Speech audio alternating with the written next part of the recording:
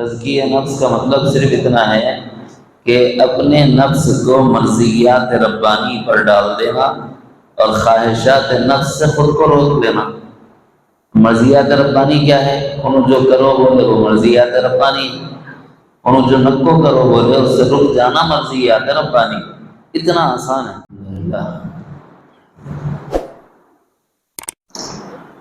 الحمدللہ نحمدہ ونستعینہ ونستغفرہ ونستهدیہ ونؤمن به ونتوب الیہ ونتوکل علیہ ونعوذ باللہ من شرور انفسنا ومن سیئات اعمالنا من يهده الله فلا مضل له ومن يضلل فلا هادي له ونشهد ان لا اله الا الله وحده لا شريك له ونشهد ان سيدنا ونبينا ومولانا محمدا عبده ورسوله صلى الله عليه وعلى اله واصحابه وبارك وسلم تسليما كثيرا كثيرا اما بعد اعوذ بالله من الشيطان الرجيم بسم الله الرحمن الرحيم قد افلح من زكاها وقال تبارك وتعالى وذروا ظاهر الإثم وباطنه وقال الله عز وجل ويل لكل أفاك أثيم صدق الله العظيم۔ برادران اسلام، اس سے پہلے والی مجلس میں تمہیدی طور پر جو بات بتائی گئی تھی وہ یہ کہ انسان کے زبان سے متعلق کچھ گناہ ہیں اور انسان کے بدن اور اعمال سے متعلق کچھ گناہ ہیں۔ اسی طرح انسان کے مال سے متعلق کچھ گناہ ہیں، ایسے ہی دل سے متعلق کچھ گناہ۔ ظاہری گناہ کہتے ہیں زبان سے متعلق، بدن و اعمال سے متعلق اور مال سے متعلق گناہوں۔ اللہ رب العزت نے ان گناہوں سے بچنے کا حکم فرمایا ہے۔ اور باطنی گناہ کہتے ہیں دل کے اندرون میں پائے جانے والے گناہوں کو، اور ان گناہوں کو بھی چھوڑنے کا اللہ تعالیٰ نے حکم فرمایا ہے ایک آیت کے ٹکڑے میں، وَذَرُوا چھوڑ دو ظاہر الاثم وہ گناہ جو نظر آنے والے ہیں، وَبَاطِنَ اور وہ گناہ بھی چھوڑ دو جو نظر نہیں آنے والے۔ اس کی لمبی چوڑی فہرست ہے، ایک مجلس میں تو یہ پورا ہوگا نہیں، اسی لیے میں نے ساتھیوں سے کہا تھا کہ کاپی پین لانا، ترتیب سے لکھ لے کے جانا، آج کتنے سنائے اس کے حساب سے پھر تیاری کر کے اپنا محاسبہ اور اپنا جائزہ لینا کہ کہیں یہ گناہ میرے ظاہر و باطن میں تو نہیں پایا جا رہا۔ اگر میرے ظاہر و باطن میں یہ گناہ پایا جاتا ہے تو اس سے نکلنے کا نام تزکیہ۔ تزکیہ کس کو بولتے ہیں؟ تزکیہ نفس ہوتا ہے نا صوفیہ کے پاس۔ تزکیہ نفس کا مطلب صرف اتنا ہے کہ اپنے نفس کو مرضیات ربانی پر ڈال دینا اور خواہشات نفس سے خود کو روک لینا۔ مرضیات ربانی کیا ہے؟ انہوں جو کرو بولے وہ مرضیات ربانی، انہوں جو نکو کرو بولے اس سے رک جانا مرضیات ربانی۔ اتنا آسان ہے۔ اللہ جو کرو کہیں اس کو کر لینا، اور جن سے رکنے کو کہیں ان سے رک جانا۔ اتنی سی بات کا نام ہے تزکیہ۔ اپنے نفس کی خواہش کو چھوڑو، رب کی خواہش کو پورا کرو۔ رب کی خواہش کیا ہے؟ انہوں نے قرآن میں بتا دیا، یہ کرنا ہے یہ نہیں کرنا ہے۔ جو انہوں نے کرنے کو کہا کر لیں، اور جو نہ کرنے کو کہا اس سے رک جائیں۔ جس کو نہ کرنے کو کہا اس سے رک جانے کا نام تزکیہ ہے۔ صوفیہ کی اصطلاح میں ایک لفظ تصفیہ قلب بھی بولا جاتا ہے۔ تزکیے سے مراد ظاہری گناہ چھوڑنا، تو تصفیہ سے مراد دل کے گناہ چھوڑنا ہوگا۔ آج کی مجلس میں 4 گناہوں کی طرف توجہ دلا کر ذکر کرائیں۔ لکھ لینا، لکھ لینے کے بعد میں غور کرنا اس کے اندرون میں کتنی لطائف ہیں، کتنی باریکیاں ہیں، کتنی نزاکتیں ہیں، کیا ہم اپنی زندگی کو اس ڈگر پہ چلا پا رہے ہیں یا نہیں چلا پا رہے ہیں، جائزہ لینا ہوتا ہے۔ سب سے پہلا گناہ جس کو چھوڑنے کا پوری قرآن اور پوری حدیث کی آیات اور روایات میں تتبع سے جو پتہ چلتی ہیں وہ یہ ہے، غور و فکر کرنے سے جو پتہ چلتی ہیں وہ یہ ہے کہ اللہ کا شریک نہ ٹھہرایا جائے۔ اور یہ گناہ زبان سے بھی ہوتا ہے، یہ گناہ عمل سے بھی ہوتا ہے، اور یہ گناہ دل سے بھی ہوتا ہے۔ اگر اللہ کی ذات میں کسی کو، اللہ کی ذات میں کسی مخلوق کو شریک ٹھہرائے، اللہ کے جیسا اللہ اگر کوئی کہے تو کیا کہیں گے؟ بھئی یہ شرک ذاتی ہے۔ اگر کوئی یہ کہہ رہا ہے کہ اللہ کی جیسی صفات ہیں ویسی صفات مخلوق میں بھی بعضوں کو حاصل ہیں، تو کیا کہیں گے؟ یہ شرک صفاتی ہے۔ ایسے ہی اگر کوئی یہ کہہ رہا ہے کہ اللہ تو کرتے ہی ہیں لیکن فلاں سے بھی کام بن جاتے ہیں، جو مخلوق میں سے ہے اس کی طرف نسبت کر کے جو کام اللہ کے کرنے ہیں وہ مخلوق کی طرف منسوب کریں، تو اس کو کہتے ہیں شرک فعلی، اس کو شرک فعلی کہتے ہیں۔ اللہ تعالیٰ کے جیسے اسماء ہیں، کما حق ہو اللہ تعالیٰ کو ان اسماء کے ساتھ ماننا، ان اسماء کے برابر کسی دوسرے کے اسم کو نہ گردانا۔ اگر کسی اور کو اللہ کے برابر اسماء میں سمجھے تب بھی یہ شرک اسمائی کہلاتا ہے۔ اسی کو ہمارے سلسلے میں شرک آثاری سے تعبیر کرتے ہیں، اس کی تھوڑی سی فہمائش ہے، اس وقت تفصیل نہیں سناؤں گا، کسی اور موقع پر سناؤں گا۔ اللہ تعالیٰ کے کل صفات ہیں تو بہت سے، لیکن جو یاد کرنے کی تلقین اور ترغیب آئی ہے وہ 99 اسماء مبارکہ۔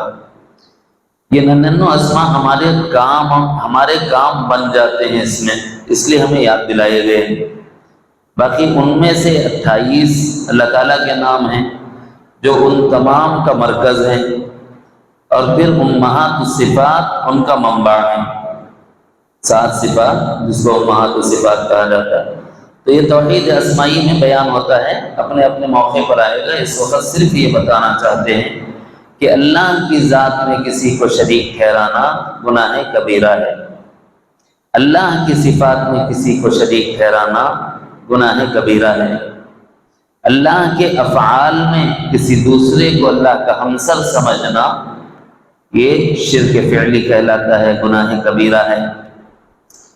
اللہ کے اسماء کے جیسے اور کے لیے بھی اسماء کو ثابت کرنا یہ شرک آثاری، شرک اسمائی کہلاتا ہے، یہ گناہ کبیرہ ہے۔ اسی طرح اللہ رب العزت نے جو احکام دیے ہیں ان کی ایک اہمیت ہوتی ہے، اسی طرح مخلوق میں سے کسی کے کاموں کو اللہ کے حکم کے درجے کے برابر سمجھنا یہ احکام الہی میں اللہ کا شریک ٹھہرانا ہے۔ مثال دے رہا ہوں سمجھانے کے لیے تاکہ بات آسان ہو جائے، تھوڑی گاڑی ہو گئی ہوں گی۔ اللہ تعالیٰ نے کیا کہا؟ نماز پڑھو، ہے نا، حکم ہے۔ تو نماز کو کتنی اہمیت دینا چاہیے؟ سب کو پتا ہے کہ میدان جنگ بھی ہو تو نماز نہیں چھوڑی جا سکتی۔ اگر ایسے میں تجارت اور ملازمت مانع بن جاتی ہے اور حکم الہی کو پورا کرنے نہیں دیتی، اور آدمی یہ کہہ رہا ہوتا ہے کہ نہیں صاحب وہ ہماری سرکار کا حکم یہ ہے، تو اب کیا بولیں گے؟ اللہ کے حکم کے برابر کر دیا. اللہ کا حکم چھوٹتا ہے چھوٹ جائے, لیکن سرکار کا حکم نہیں چھوٹنا چاہیے. تو اللہ کے حکم میں برابر ہو گیا, جتنی اہمیت اس کو دینا تھا اس کو دے دی. تو احکام الہی میں کسی کو اللہ کا شریک ٹھہرا دینا یا اللہ کے ہمسر سمجھ لینا, یہ شرک فی الاحکام کہلاتا ہے. اسی طرح اللہ رب العزت ہی کی عبادت کی جائے, اللہ کے غیر کی عبادت نہ ہو. ایاک نعبد, اللہ ہم تیری ہی عبادت کرتے ہیں.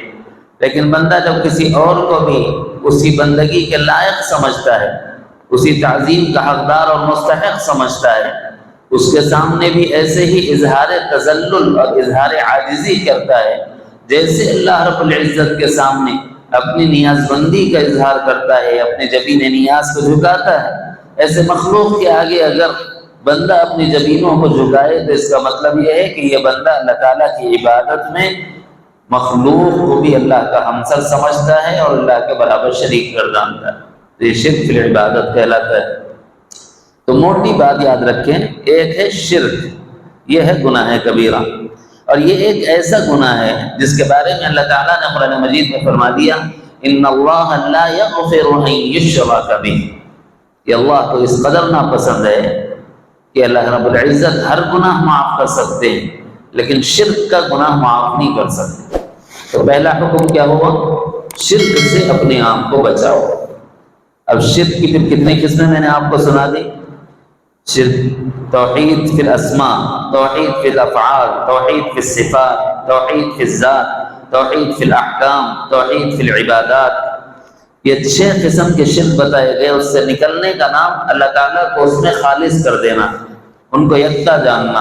وہ ذات میں یکتا ہیں, وہ صفات میں باکمال ہیں, وہ افعال میں خالق فعل ہے, قادر مطلق ہیں, آثار میں وہ ایسی شان رکھتے ہیں کہ ان کی جیسی شان کسی اور کو حاصل نہیں ہے, ان کے ایسے اسما ہیں کہ ویسے اسما کسی اور کو حاصل نہیں ہے.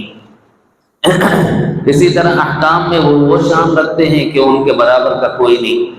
عبادت کے وہی حقدار اور مستحق ہیں, ان کے علاوہ کوئی عبادت کا حقدار اور عبادت کا مستحق نہیں. شرک سے بچنا ایک جملہ ہے, لیکن اس کے پیچھے کتنی کیٹیگریز آ گئی, کم سے کم 6 تو آ ہی گئی اس وقت. ایک اور بھی بولی جاتی ہے, لیکن وہ امام شمس الدین محمد الذہبی رحمۃ اللہ علیہ نے دوسرے ضمن میں لکھی ہے, باب استعانت میں. ضمناً یہاں گنا دیتا ہوں میں, وہاں الگ سے پھر دوبارہ گنا دیں گے. ربوبیت میں اللہ کا کسی کو شریک نہ جاننا. یہ بڑی عجیب شان ہے کہ ہمارا پروردگار, ہمارا پالنہار, ہماری ضرورتوں کا پورا کرنے والا اللہ. بھائی جب سب کچھ اللہ کر رہا ہو, غیر اللہ کے سامنے ہاتھ پھیلائے تو اللہ کو پسند آئے گا؟ اس کو سمجھانے کے لیے والد بزرگوار حضرت شاہ کمال الرحمن صاحب رحمۃ اللہ علیہ یوں فرمایا کرتے تھے, دیکھو بھائی تمہارا بچہ ہے نا, تمہارے پاس بچے ہوں گے نا سب کے پاس. آپ کا بچہ آپ کے سامنے آئے اور آ کر کسی اور کو ابا کہہ دے, آپ کو پسند آئے گا؟ 2 تھپڑ لگائیں گے. کیا بولیں گے؟ بے وقوف ہے, تیری ہر ضرورت میں پوری کر رہا ہوں, تجھے کھلاتا میں ہوں, پلاتا میں ہوں, پہناتا میں ہوں, رکھتا میں ہوں, بیماری میں دوا میں دلاتا ہوں, اسکول میں لے جاتا ہوں, تعلیم میں دلاتا ہوں, کرتا سب کچھ میں ہوں. میرے سامنے دوسرے کو باپ بولا, کیا مطلب ہوا اس کا؟ ابویت کی نسبت. یہ جملے یاد رکھنا, مختصر جملے مضمون کو یاد رکھنے کے لیے ہوتے. ابویت یعنی باپ کی نسبت. ابویت کی نسبت غیر کی طرف باپ کو گوارا نہیں, تو ربوبیت کی نسبت غیر کی طرف رب کو گوارا کیسے ہو؟ ابویت کی نسبت باپ کو دوسرے کی طرف گوارا نہیں, تو ربوبیت کی نسبت غیر کی طرف رب کو کیسے گوارا ہو؟ ہماری غیرت غیرت ہے, اللہ نے کی کوئی غیرت نہیں ہے. ہم معمولی سے بچے کے باپ بن گئے تو ہم نہیں چاہتے کہ کوئی دوسرے کو وہ باپ کہے. جو اللہ نے ہمیں پیدا کیا ہے وہ یہ چاہتا ہے کہ بھائی ماں کے پیٹ میں نے تمہاری ضرورتیں پوری کی ہیں, تم میرے غیر کی طرف کیوں لے جاتے ہو, کیوں ہاتھ پھیلاتے ہو, کیوں میرے غیر کو مستعان سمجھتے ہو؟ تو اللہ تعالیٰ کے لیے توحید کو خالص کرنا استعانت ہے, مدد اسی سے مانگو کہ وہی ہماری ضرورتوں کا پورا کرنے والا ہے. یہ ایک ضمنی بات آ گئی۔ اگر غیر اللہ کو مستعان سمجھ کر اس کے سامنے ہاتھ پھیلایا تو یہ بھی شرک ہے، گناہ کبیرہ میں شمار ہوتا ہے اس کا بھی، اس لیے چونکہ اس کے ساتھ تعلق تھا تو اس کو سنا دیا میں۔ اللہ بڑا گناہ دوسرا، جو شارٹ ٹائم ہے، 5-5 7-7 منٹ کے اندر ایک مضمون کو نمٹ کر کے اپنے وقت پر مضمون کو ختم کرنے کی کوشش کرنا ہے۔ دوسرا بڑا گناہ کفر ہے۔ کفر کے معاملے میں اتنی بات ذہن میں رکھو، عجیب بات یہ ہے کہ ایک کلمہ ہمیں اسلام میں داخل تو کر دیتا ہے، ایک ہی کلمہ اسلام میں داخل کر دیتا ہے، وہ کیا ہے؟ اشہد ان لا الہ الا اللہ واشہد ان محمدا عبدہ ورسولہ، گواہی دیتا ہوں کہ اللہ کے سوا کوئی عبادت کے لائق، اور گواہی دیتا ہوں کہ محمد صلی اللہ علیہ وسلم اللہ کے بندے اور اس کے رسول ہیں۔ اتنی گواہی سے بندہ مومن ہو جاتا ہے ایک جملے سے، لیکن کفر میں جانے کے لیے ایک چیز نہیں ہے، ہزاروں راستے۔ داخل اسلام ہونے کے لیے ایک ہی راستہ ہے، کلمہ شہادت کا اقرار، لیکن خارج اسلام ہونے کے لیے بہت سی شکلیں ہیں، بہت سی شکلیں ہیں۔ کوئی آدمی نماز کا انکار کرے کافر، کوئی روزے کا انکار کرے کافر، کوئی زکوٰۃ کا انکار کرے کافر، کوئی حج کا انکار کرے کافر۔ اب اتنی فہرست ہے، وہ گنا لیتے بیٹھا تو صبح ہو جاتا ہے۔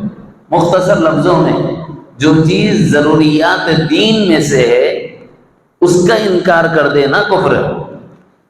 مختصر لفظوں میں جو چیز ضروریات دین میں سے ہے، اللہ تعالیٰ کے اوامر میں سے ہے، احکام الہیہ میں سے ہے، کوئی بندہ اس کا انکار کر دیتا ہے تو اس کا نام کفر ہے، اور وہ بہت سی ہو سکتی ہے، ہزاروں لاکھوں ہو سکتی ہے۔ تو کرنا کیا؟ بس کفر مت کرو، انکار مت کرو۔ پھر اس انکار کی 4 قسمیں ہیں، اس انکار کی 4 قسمیں، الگ الگ درجے میں آدمی انکار کرتا ہے۔ ایک انکار کرنے والا وہ ہوتا ہے جو دل سے بھی انکار کر رہا ہوتا ہے، زبان سے بھی انکار کر رہا ہوتا ہے۔ جیسے ہم کہتے ہیں کٹر کافر، پکا کافر بولتے ہیں نا، کیوں؟ اس لیے کہ نہ وہ دل سے اللہ کو اللہ مانتا ہے، اللہ کا انکار کرتا ہے، اور نہ زبان سے اللہ کو اللہ مانتا ہے۔ تو کیا مطلب ہوا؟ اس کے انکار کی وجہ سے کسی شے کا انکار کرنا کفر کہلاتا ہے، تو اس کے انکار کی وجہ سے وہ کفر کی سطح میں چلا جاتا ہے۔ یہ انکار فرعونی کہلاتا ہے، انکار کا کفر فرعونی کفر کہلاتا ہے، یعنی فرعون سے سمجھ لو کہ نہ وہ دل سے اللہ کو مانتا تھا اور نہ زبان سے مانتا تھا۔ ایک مثال دی بات کو سمجھانے کے لیے، کچھ ایسے لوگ ہو سکتے ہیں کسی چیز کا انکار ایک زاویے میں کرے، مثلا کوئی اپنے دل سے تو اقرار کرے لیکن زبان سے انکار کرے، دل سے تو اقرار کرے مگر زبان سے انکار کرے۔ یہ انکار نمرود کا کہلاتا ہے۔ جب سیدنا ابراہیم علیہ السلام کو آگ میں ڈالا گیا اور 40 دن تک اللہ تعالیٰ نے حضرت ابراہیم علیہ السلام کو آگ میں محفوظ رکھا، تو اس وقت ایک جملہ کہا تھا نمرود نے، نعم الرب رب ابراہیم، رب تو ابراہیم کا رب ہے، دل مان لیا نا، مگر دامن اسلام میں داخل ہوا نہیں ہوا۔ تو اس وجہ سے کہا جاتا ہے دل تو مان لیا اس کا لیکن یہ دین میں اسلام میں داخل نہیں ہوا، تو یہ انکار نمرودی کہلاتا ہے، کفر نمرودی کہلاتا ہے۔ ایک ایسا ہوتا ہے کہ زبان سے بھی اقرار ہوتا ہے، دل سے بھی اقرار ہوتا ہے، مگر کچھ مجبوریوں کی وجہ سے انکار کرتا ہے۔ ایسا ہوتا کیا موسیٰ؟ مثال دیتا ہوں نامہ لے کے سمجھانے کے لیے۔ دل سے بھی مانتے تھے، نہیں مانتے تھے؟ ابو طالب سیدنا محمد الرسول اللہ صلی اللہ علیہ وسلم سچے ماننے والے کیا کہتے تھے؟ بیٹا تیری بات تو سچی ہے مگر چلے گی نہیں، یہ کہتے تھے، عرب تیرے کو چلنے نہیں دیں گے، میں تو تجھے سچا جانتا ہوں لیکن کیا کروں؟ آخر میں اسی وجہ سے امام الانبیاء نے یوں ارشاد فرمایا تھا، کان میں پڑھ لو، ماں میں بچا لوں گا، شفاعت کر دوں گا۔ لیکن کیا کہا؟ لوگ کیا کہیں گے؟ موت کے ڈر سے دین چھوڑ دیا، اس لیے مجبور ہو نہیں کر سکتا. زبان سے کہہ رہے ہیں تو سچا ہے، دل مان رہا ہے کہ محمد سچے ہیں، اس لیے تائید بھی کر رہے ہیں، شعب ابی طالب میں آپ کا ساتھ بھی دے رہے ہیں، لیکن اس کے باوجود دامن اسلام میں نہیں آ رہے ہیں. تو یہ کفر کی تیسری قسم ہوگی. ایک وہ زبان سے بھی انکار کرے اور دل سے بھی، فرعون. ایک وہ جو زبان سے بھی اقرار کرے دل سے بھی لیکن اسلام میں نہ آئے، ابو طالب. ایک وہ جو دل سے مانے لیکن زبان سے انکار کرے، جیسے نمرود. ہے نا، مثالیں سمجھنے کے لیے ہیں. ایسے ہی ایک آدمی ہوتا ہے دل میں ایمان نہیں ہوتا لیکن زبان سے اقرار کرتا ہے. ایسا کون ہے صاحب؟ دل میں ایمانش نہیں ہے، زبان سے کون بولتا ہے؟ وہ تو ہم سب اس میں سے، اللہ بچائے ہمیں. منافقت، منافقین کے بارے میں یہ کہا گیا کہ ان کی کیفیت یہ ہوتی ہے کہ ان کا اندرون کچھ ہوتا ہے اور ان کا بیرون کچھ. دل سے نہیں مان رہے ہوتے، زبان سے آپ کے سامنے قالوا نشهد انک لرسول اللہ، اللہ کے رسول، آپ اللہ کے رسول ہیں، اقرار کریں نہیں کرتے. تو یہ چار قسمیں کفر کی بڑی کہلاتی ہیں: کفر فرعونی، کفر ابو طالبی، کفر نمرودی. سمجھانے کے لیے جو میں نے نام لیا اس کے ذریعے سے سمجھا رہا ہوں. اور اسی طرح کفر منافق، انکار کرنے والے اسی سطح سے انکار کرتے ہیں. کسی بھی قسم کا کفر ہو، ہر کفر گناہ کبیرہ، چاہے نمرودی ہو کبیرہ گناہ، فرعونی ہو کبیرہ گناہ، ابو طالبی ہو کبیرہ گناہ، منافقی ہو کبیرہ گناہ. ہر قسم کے کفر سے بچنا کہ کفر کسی ضروریات دین میں سے کسی ضروری چیز کا انکار کر دینا. یہ میرے جملے نہیں ہیں، یہ حضرت عطا اللہ شاہ بخاری رحمۃ اللہ علیہ کے جملے ہیں. جب ختم نبوت کے تحفظ کے لیے اپنی جان لگا دی تھی اور جیل کی صعوبتیں برداشت کر رہے تھے تو عدالت میں لائے گئے تو ان سے سوال کیا گیا تھا کہ تمہارے پاس کفر کا جو مفہوم ہے وہ کیا ہے؟ تو یوں فرمایا تھا کہ ضروریات دین میں سے کسی بھی ضروری چیز کا انکار کفر پر لاتا ہے. اسی سے ختم نبوت کا انکار بھی کفر ہے انہوں نے ثابت کیا تھا. تو یہ کون سا گناہ ہو گیا؟ پہلا گناہ اور اس کی 7 قسمیں. پہلا گناہ شرک اور اس کی 7 قسمیں ابھی میں نے آپ کو بتائی. دوسرا گناہ کفر اور اس کی انگنت قسمیں ہو سکتی ہیں. 4 بڑی قسمیں میں نے آپ کو گنائی. یہ بھی گناہ کبیرہ ہے، اس سے بچیں. اللہ. تیسرا گناہ جس کو گناہ کبیرہ کہا جاتا ہے اس کو کہتے ہیں سحر. سحر کی 2 نوعیتیں ہوتی ہیں. ایک نوعیت یہ ہوتی ہے کہ ایک آدمی کسی کو نقصان پہنچانے کے لیے کسی غیر اللہ کے آگے جھک جائے، سجدہ کرے، جس سے شیطان کی پرستش کرنا، شیطان کو پوجنا تاکہ میرے منتر میں اثر آ جائے. ہوتا نا ایسا؟ تو عبادت چونکہ بدنی ہے تو اس کو عملی شرک بھی کہا گیا ہے. اور سحر، ساحری کا عمل، یہ گناہ کبیرہ میں نبی علیہ السلام نے شمار فرمایا ہے. امام شمس الدین محمد الزاہری رحمۃ اللہ علیہ نے اس کو 3 درجے میں بیان فرمایا. جادوگری، بھائی یہ چیز مسلمانوں کی نہیں ہے. کیا اس کی حقیقت کیا ہے؟ جادوگری کی حقیقت یہ ہے کہ وہ ایک مخلوق ہے. جادوگری کی حقیقت کیا ہے؟ وہ ایک مخلوق ہے، اللہ کی پیدا کردہ. اللہ نے بطور آزمائش کے اس کو اتارا ہے. میری بات کا یقین نہیں آ رہا تو قرآن میں ہے وَمَا أُنزِلَ عَلَى الْمَلَكَيْنِ بِبَابِلَ هَارُوتَ وَمَارُوتَ وَمَا يُعَلِّمَانِ مِنْ أَحَدٍ حَتَّى يَقُولَا إِنَّمَا نَحْنُ فِتْنَةٌ فَلَا تَكْفُرْ. یہاں گیا فَلَا تَكْفُرْ کا لفظ. یہ کیا بتا رہا ہے کہ دیکھو شہر بابل میں 2 فرشتوں کے ذریعے سے اللہ نے اس علم کو دنیا میں اتارا ہے. یہ آزمائش کے لیے اتارا ہے. کوئی فرشتہ کسی کو اس وقت تک نہیں سکھاتا تھا جب تک یہ نہ کہہ دیتا کہ دیکھو یہ مت سیکھو، کہ اس کا سیکھنا ہم خود آزمائش میں اتارے گئے، تمہارے لیے جائز نہیں، اور اگر تم سیکھو گے تو تم گناہ کرو گے، فلا تکفر، ایسا کفر مت کرو، وہ یہ کہتے تھے۔ لیکن لوگوں کا حال یہ ہے، فَيَتَعَلَّمُونَ مِنْهُمَا مَا يُفَرِّقُونَ بِهِ بَيْنَ الْمَرْءِ وَزَوْجِهِ، میاں بیوی میں جھگڑے ڈالنے کا عمل سیکھتے تھے، اولاد ماں باپ کے درمیان جھگڑا ڈالنے کا عمل سیکھتے تھے، بھائیوں کے درمیان لڑائیاں ڈالنے کا عمل سیکھتے تھے۔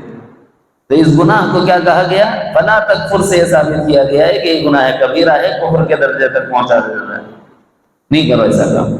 مسلمان سے اس کا کوئی تعلق ہی نہیں۔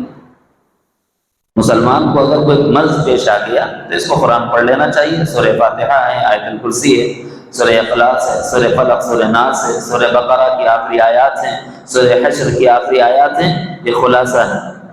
عاصب ہو گیا ہو، سحر ہو گیا ہو، مزرقت ہو گئی ہو، کچھ بھی ہوا ہو، چوتھا کلمہ اس کے ساتھ یہ آیا، انشاءاللہ اللہ تعالیٰ حفاظت فرمائے۔ اگر ہو بھی جائے، چونکہ اللہ کی جانب سے نازل کرتا ایک مخلوق ہے تو انکار نہیں کر سکتے، یہ کوئی چیز نہیں، ماننا تو پڑے گا، ہاں ایک چیز ہے، کیا ہے؟ بس مخلوق ہے، اللہ نے آزمائش کے لیے اتارا ہے، ہم کو اس میں نہیں پڑنا ہے، یہ جائز کام نہیں ہے، کریں گے تو گناہ کبیرہ ہے۔ تو یہ تیسری چیز بتائی گئی کہ یہ گناہ کبیرہ ہے۔ ایک چوتھی چیز جس کو گناہ کبیرہ کہا جاتا ہے وہ ہے جھوٹ کا بولنا۔ اور ہم لوگوں نے جھوٹ کو کھیل کھلونا بنا دیا، جھوٹ نہیں بولنا مذاق بولتے ہیں، ٹھیک ہے نا؟ جھوٹ بولتے کس کو ہے؟ تیار ہے؟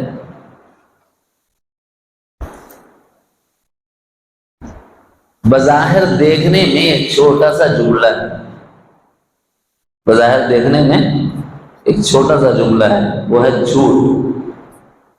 عرف عام میں ہم یہ سمجھتے ہیں کہ غلط بات کے کہنے کو جھوٹ کہا جاتا ہے، غلط بات کہنے کو جھوٹ کہا جاتا ہے، یہ ہم سمجھتے ہیں موٹی موٹی بات، لیکن اس کی کتنی قسمیں ہیں کبھی اس پر غور کریں؟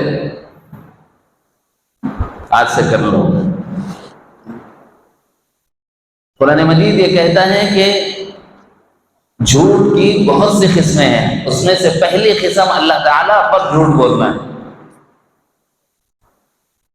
افترى علی اللہ کذبا، اللہ پر جھوٹ باندھنا کیا ہے؟ ایک آدمی کوئی جملہ کہہ رہا ہے اور اس کے بعد یوں کہہ رہا ہے کہ اللہ تعالیٰ نے یوں ارشاد فرمایا، حالانکہ وہ قرآن کی آیت نہیں، حالانکہ وہ اللہ نے نہیں فرمایا ہوا ہے، تو آپ کیا بولیں گے؟ افترى علی اللہ کذبا، تم نے اللہ پر جھوٹ باندھا، جو اللہ نے نہیں کہا ہے وہ تم کہہ رہے ہو کہ اللہ نے کہا، یعنی تمہاری بات کو تم اللہ کی بات کہہ رہے ہو، تو اس سے بڑا جھوٹ اور کیا ہوگا؟ سب سے بڑا جھوٹ ہے۔ اسی جھوٹ کی ایک دوسری قسم، اللہ ہی پر جھوٹ شمار کیا ہے قرآن کی آیت کی ترجمانی میں، وہ یہ ہے کہ اللہ رب العزت کی جانب سے ایک پیغام آتا ہے جس کو ہم وحی کہتے ہیں، یہ منتخبہ شخصیات پر اللہ اتارتے ہیں، جس کو ہم حضرات انبیاء کی ذوات قدسیہ، حضرات رسل کی ذوات قدسیہ کہتے ہیں، ان پر وحی آتی ہے۔ ایک بندہ یہ کہہ رہا ہے کہ مجھ پر اللہ کی وحی آئی، صحیح ہوا کہ جھوٹ ہوا؟ اور اس زمانے میں کوئی بھی بولے صحیح ہوگا کہ جھوٹ ہوگا؟ مدعیان نبوت یہی تو کرتے ہیں، جھوٹے، کذاب، دجال، جن کے بارے میں حضور نے خود ارشاد فرمایا کذابون، 30 دجال پیدا ہوں گے، دجالون، 30 دجال۔ کرتے کیا ہیں وہ؟ اللہ پر جھوٹ باندھتے ہیں۔ وہ جھوٹ کی قسم کیا ہے؟ اللہ نے نازل نہیں کیا لیکن یہ کہتے ہیں کہ اللہ نے نازل کیا ہے، تو اللہ پر جھوٹ ہو گیا نا۔ اسی کو دوسرے لفظوں میں وحی پر جھوٹ بھی کہا گیا ہے۔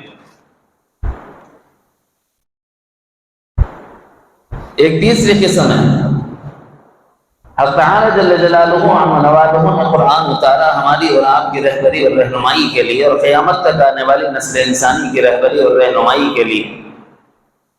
اب یہ زبان ہے عربی میں، ہم لوگ ہیں ہندوستان کے، عربی تو ہم جانتے نہیں، کوئی بھی کچھ بھی ترجمہ کر دے رہا تو ہم کیا سمجھ لے رہے ہیں؟ قرآن کا ترجمہ ہے نا مولانا، صحیح سن گا ہوتا نا ایسا، قرآن سنا رہے مولانا صحیح سن گا۔ فرمایا کہ جو مراد اللہ کی نہ ہو، جو مراد اللہ کی نہ ہو، آیات ربانی کا ترجمہ اپنی مرضی سے کر کر اللہ کی مراد بتانا، یہ بھی گناہ کبیرہ ہے اور اللہ پر جھوٹ ہے، یہ بھی گناہ کبیرہ ہے اور اللہ پر جھوٹ کی قسموں میں سے ایک قسم ہے۔ اللہ نے نہیں کہا، اللہ نے کہا کہنا جھوٹ، اللہ نے وحی نہیں اتاری، اللہ نے وحی اتاری کہنا جھوٹ، اللہ نے جو وحی اتاری ہے اس کی مراد کچھ اور ہے، آپ اپنی مراد کو وہاں بیان کر کے یہ کہہ رہے ہیں کہ یہ مراد اللہ کی ہے، یہ بھی جھوٹ ہے۔ پھر صحیح مراد کیسا معلوم ہونا صاحب؟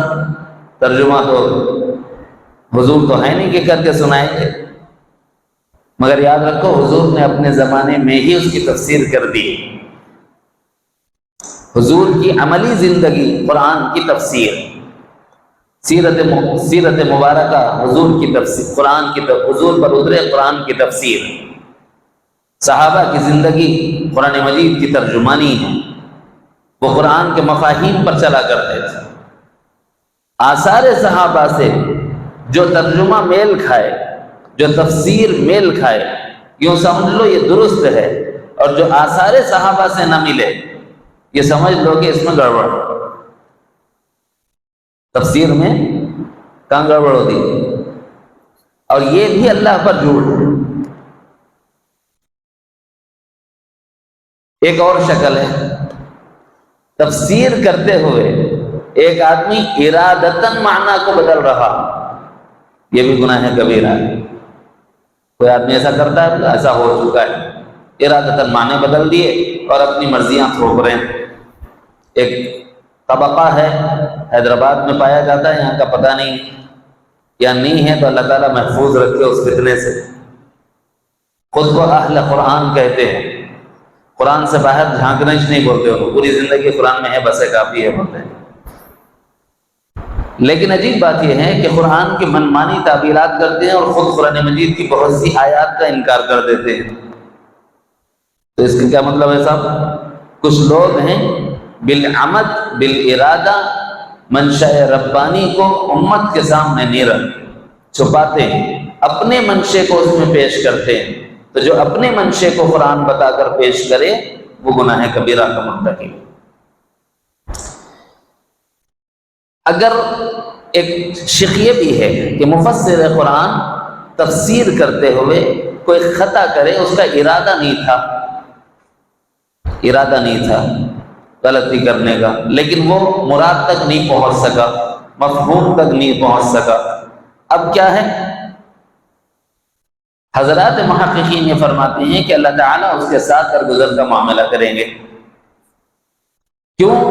فہم کے اعتبار سے اس کی فہم کی رسائی وہاں تک نہیں ہوئی، جو مراد ربانی ہے، جو منشأ ربانی ہے، اس کو سمجھنے میں چوک ہوئی، لیکن یہ معافی اس وقت میں ہے جب یہ مکمل کوشش کر چکا ہو، پہلے دیکھا ہو کہ نبی نے اس کا ترجمہ کیا ہے یا نہیں، صحابہ نے اس کے معنی بتائے ہیں یا نہیں، خیر القرون کے زمانے میں کسی نے اس کا مفہوم بیان کیا ہے یا نہیں، اور اس جدوجہد کے بعد بھی اس کو کوئی قرینہ نہیں ملا، کوئی آثار نہیں ملے، اس کے بعد اب وہ سیاق و سباق کو ملحوظ نظر رکھ کے، اس کے جیسی ملتی جلتی آیات کو ملحوظ نظر رکھ کے، اس کے جیسے روایات کو ملحوظ نظر رکھتے ہوئے اس کی ترجمانی کرتا ہے، اگرچہ وہ اس میں خطا کھاتا ہے لیکن گنہگار نہیں ہو۔ لیکن اگر وہ خطا نہیں کھایا تو اس کا مطلب ہے اس کو دوہرا اجر دیا جائے گا۔ فقیہ کے لیے جو حکم ہے، محقق کے لیے جو حکم ہے وہ یہ کہ اس کا ارادہ گناہ کا نہیں ہوتا، غلط بات پہنچانے کا نہیں ہوتا، اس کا کام کوشش کر کر مقصد تک پہنچانا ہوتا ہے، کوشش کرنے کے باوجود حق تک نہ پہنچ سکا تب بھی ایک اجر ہے، اور اگر حق تک پہنچ گیا تو دوہرا اجر ہے۔ ایک حق تک پہنچنے کا اجر، ایک حق تک پہنچنے کی جدوجہد اور محنت کرنے کا اجر، دوہرا اجر پاتا ہے۔ اس میں کوشش کرنا یہ ضروری ہے اس کے لیے، معافی کے لیے۔ اگر کوشش نہ کرے تو گنہگار ہوگا پھر وہ۔ ایک جھوٹ کی قسم جو اللہ تعالیٰ سے متعلق ہے، اس کے کچھ جزئیات۔ ایک جھوٹ کی قسم یہ ہے جس کا تعلق رسول اللہ صلی اللہ علیہ وسلم سے۔ ایسا بھی ہوتا ہے، ہاں ایسا بھی ہوتا ہے۔ حضور نے کوئی جملہ ارشاد نہیں فرمایا اور بندے نے بالعمد بالارادہ اس کو یوں کہا کہ یہ حضور کا ارشاد ہے۔ حضور نے نہیں فرمایا ہوا ہے، بالارادہ یہ کہہ رہا ہے کہ یہ حضور کا ارشاد ہے۔ تو حضور علیہ السلام نے ارشاد فرمایا جو جھوٹی بات میری طرف منسوب کرے وہ اپنا ٹھکانہ جہنم بنا لے۔ من کذب علی متعمدا فلیتبوأ مقعدہ من النار، او کما قیل۔ جو جھوٹی بات بالارادہ میری طرف منسوب کرے وہ اپنا ٹھکانہ جہنم بنا لے۔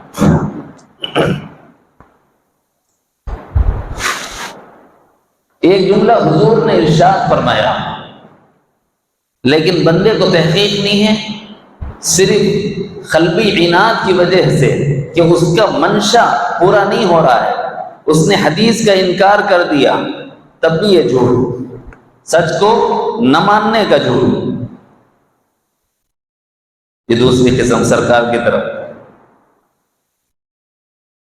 تیسری قسم یہ ہے کہ ہمارے نبی امام الانبیاء حضرت محمد رسول اللہ صلی اللہ علیہ وسلم، اس کو بعض علماء نے اللہ تعالیٰ کی طرف جھوٹ میں بھی شمار کیا ہے، بعض علماء نے سرکار کی طرف بھی نسبت کی ہے، کیونکہ اللہ اور اس کے رسول ہی ہمیں کیا اوامر ہیں وہ بتاتے ہیں، کیا نواہی ہیں وہ بتاتے ہیں۔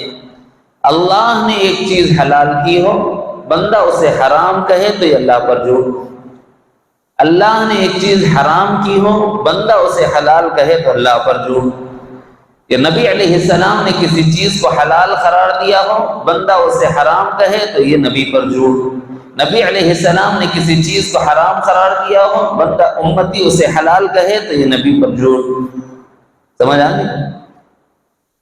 اوامر و نواہی میں اوامر کے خلاف جانا اللہ پر جھوٹ، نواہی کے خلاف جانا اللہ پر جھوٹ، یا وہ نبی نے بتایا ہو تو پھر نبی کے خلاف جھوٹ ہوا۔ تو جھوٹ کی ایک قسم ہے۔ عموماً یہاں غلطی کہاں ہوتی معلوم؟ اپن لوگوں کو دین پھیلانے کا بہت شوق ہے، الحمدللہ، اس کو اچھا استعمال کریے۔ ہوتا یہ ہے کہ واٹس ایپ سے دین پھیلانا چاہتے ہیں۔ ایک صاحب نے قال الرسول صلی اللہ علیہ وسلم اوپر لکھ دیا، نیچے حدیث نام کی لکھ دی، لیکن وہ ہے حدیث نہیں۔ ارے صاحب حضور کا ارشاد ہے، پھیلانا چاہیے، لہذا آپ نے فارورڈ کر دیا۔ اس نے فارورڈ کر دیا اور وہ حدیث نہ ہو، وہ حدیث نہ ہو تو سچ پھیلائے کہ جھوٹ پھیلائے؟ اور یہ غلطی، پھر انہیں دوسرے کو فارورڈ کرا، انہیں تیسرے کو فارورڈ کرا، تو جتنا فارورڈ ہوا اس کے کھاتے میں کتنے جمع ہوئے؟ اس لیے یوں کہا جاتا ہے کہ قال اللہ اور قال الرسول کے معاملے میں بہت محتاط رہنے کی ضرورت ہے، کہیں ایسا نہ ہو کہ ہماری تھوڑی سی چوک ہمیں گناہ کبیرہ کا مرتکب بنا۔ یہ جھوٹ کی اقسام میں سے نبی کی طرف منسوب جھوٹ کی جو قسمیں ہیں وہ بتا رہا۔ اس کے علاوہ بھی جھوٹ کی بہت سی قسمیں ہیں، مثلا بطور نمونے کے سنا رہا ہوں، ان سب میں یہ سب سیمپلز ہیں نمونے کے۔ ایک آدمی یہ کہہ رہا ہے کہ میں اچھا آدمی ہوں، تو بولتے نہیں بولتے، لیکن انہیں ہے اچھا نہیں، تو آدمی جو ہے وہ نہ بتائے، جو نہیں ہے وہ بتائے۔ تو اس کا مطلب یہ ہے کہ یہ جھوٹ بول رہا ہے اپنی ذات کے بارے میں۔ وہ کہتا ہے میں مومن ہوں، حالانکہ وہ ایمان والا نہیں ہے، یہ قرآن مجید میں ہے۔ تو یہ کیا ہو گیا؟ اپنی ذات کا تعارف جھوٹ کرا رہا ہے، یہ بھی جھوٹ کی ایک قسم ہے۔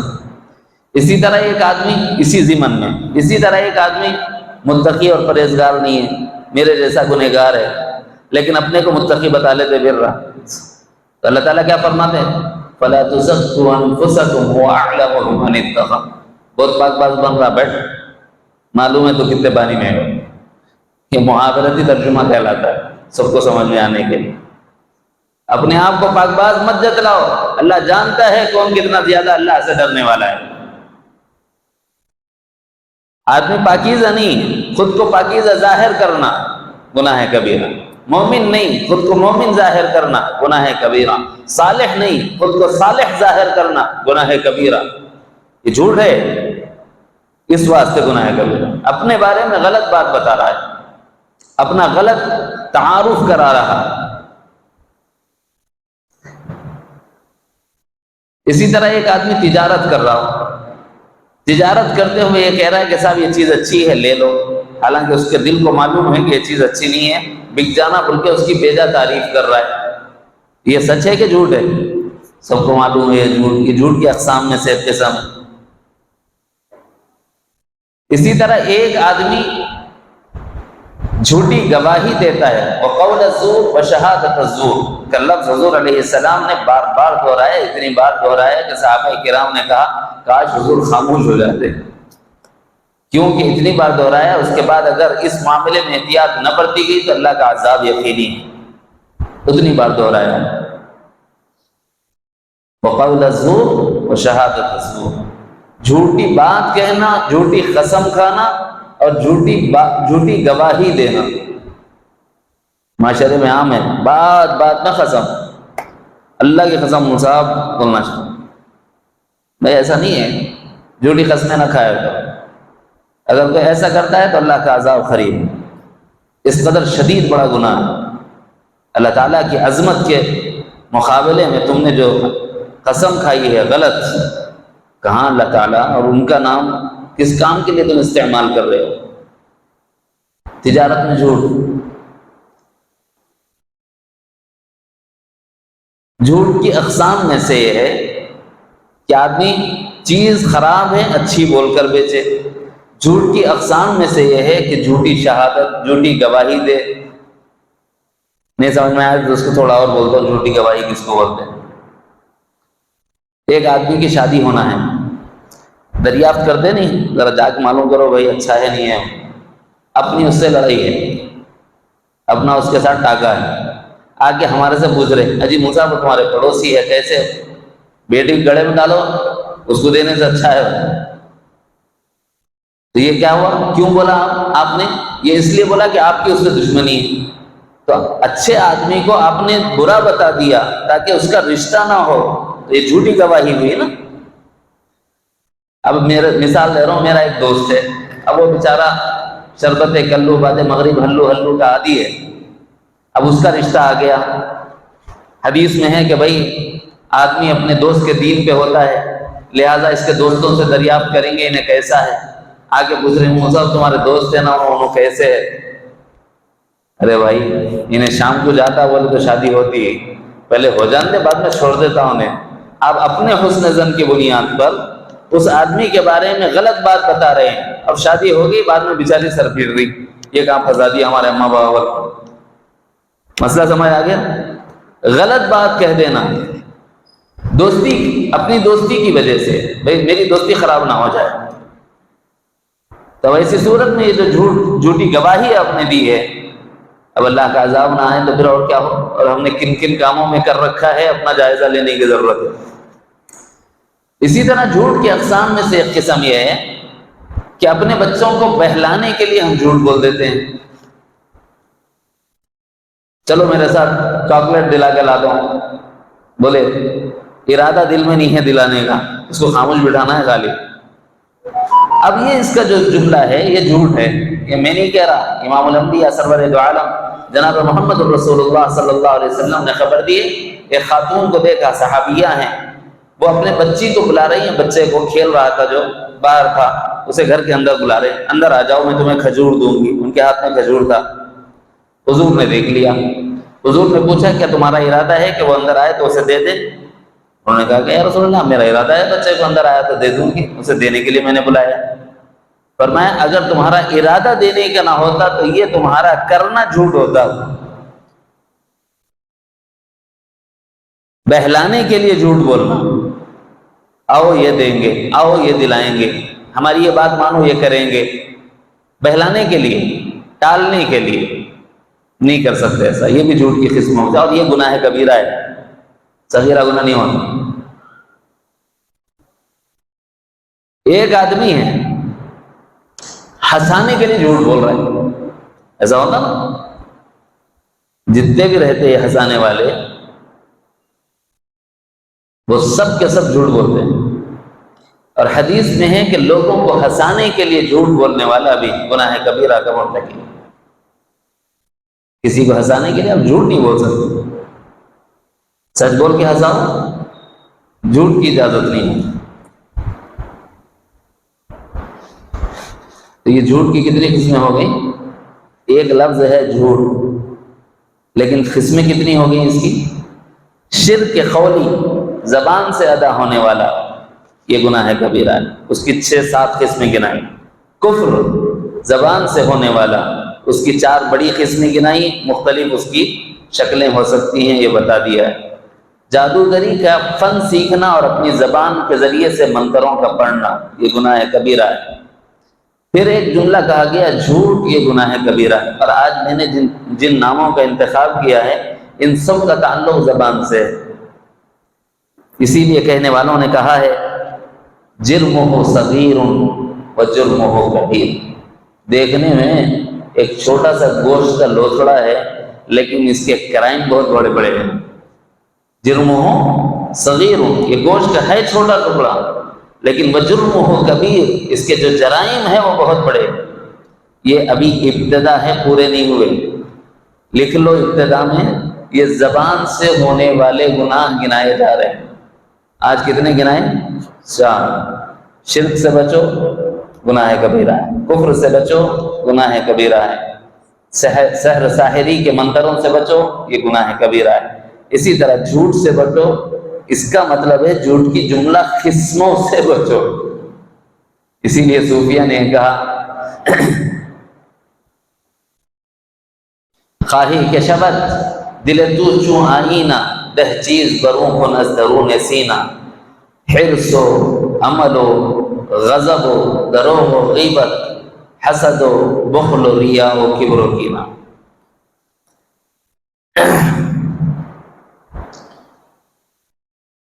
جب تزکیہ نفس کی بات آئیں گی، جب تزکیہ قلب کی بات آئیں گی تو یہ ایک اجمال ہوتا ہے۔ اس میں دروغ کا جو لفظ آیا ہے، دروغ و غیبت، حرص و عمل و غضب و دروغ، دروغ کہتے ہیں جھوٹ کو۔ بظاہر یہ لسان سے تعلق رکھتا ہے لیکن بباطن اس کا تعلق دل سے ہے، یہ کڑی سمجھنا ضروری ہے۔ اگر آدمی جھوٹ بول رہا ہے تو سمجھ لو کہ اس کا دل صاف نہیں ہے۔ جس کا دل صاف ہوتا ہے اس کو جھوٹ بولنے کی ضرورت نہیں ہے۔ جس کا دل پراگندہ ہوتا ہے وہ جھوٹ کا سہارا لیتا ہے۔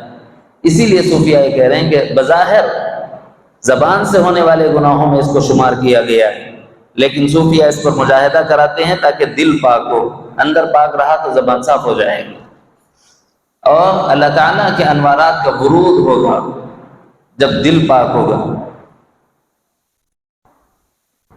اسی لیے صوفیہ جو مجاہدہ کراتے ہیں زبان کو قابو میں رکھنے کے لیے، اس مجاہدے کو مجاہدہ اجمالی کہتے ہیں، اور مجاہدہ اجمالی میں تقلیل کلام کرتے ہیں۔ تقلیل کلام یعنی کم بولنا۔ حضرت شاہ وسیع اللہ صاحب رحمۃ اللہ علیہ، حضرت شاہ مسیح الامت رحمۃ اللہ علیہ، حضرت تھانوی رحمۃ اللہ علیہ، حضرت حاجی امداد اللہ مہاجر مکی رحمۃ اللہ علیہ کے خلفاء، ان کا معمول یہ تھا کہ ان کی خانقاہوں میں جو لوگ آیا کرتے تھے ان لوگوں کو وہ کنکر ہوتے نا، کنکر منہ میں رکھ لے کے بیٹھا ہوا مجاہدہ کراتے تھے۔ کیوں؟ بات کرنے کے بعد چگنا ہو، ذرا موٹے موٹے کنکر، چنے کے دانے سے ذرا بڑے، تھوڑے کنکر منہ میں ڈال لو دھو کے، تاکہ مٹی اندر نہ جائے، مٹی حرام ہے۔ دھلا دیتے اس کے بعد منہ میں پکڑا دیتے. کیوں؟ وہ نیچے گرنا بھی نہیں ہے، شیخ کا حکم ہے، اور بات کرنے آنا نہیں ہے. کب تک؟ جب تک اپنی زبان خوابوں میں نہ آ جائے. یہ تقلیل کلام کا صوفیہ جو مجاہدہ کراتے ہیں، اس کی وجہ کیا ہے معلوم؟ اس کی وجہ یہ ہے کہ امام الانبیاء حضرت محمد رسول اللہ صلی اللہ علیہ وسلم نے ارشاد فرمایا اُزَمِّنُ مَا بَيْنَ لِحِيَيْهِ وَمَا بَيْنَ رِجْلَيْهِ. تم ایک چیز کی مجھے ضمانت دو، وہ کیا ہے؟ جو تمہارے دو داڑھوں کے درمیان ہے زبان، اور جو تمہارے دو رانوں کے درمیان ہے یعنی شرمگاہ اور ستر. اگر تم اس کی حفاظت کی گارنٹی دے دو، امام الانبیاء نے فرمایا کہ میں تمہیں جنت کی ضمانت دیتا ہوں. چھوٹی بات ہے، بڑی بات ہے. اب اس کو خوابوں میں کرنا چاہیے کہ نہیں؟ اس واسطے صوفیہ تقلیل کلام کا مجاہدہ دیتے ہیں. وہ بات چیت کم کرو، ضرورت کی کرو، لیکن دھیرے دھیرے کوشش کرو کہ بلا ضرورت بات ہماری زبان سے نہ نکلے. کریں گے انشاءاللہ. ابھی تو ابتدا ہے، یہ تو چلے گا. ابھی درود شریف کو کلمات استغفار اس نیت کے ساتھ کہ ہر چھوٹا بڑا گناہ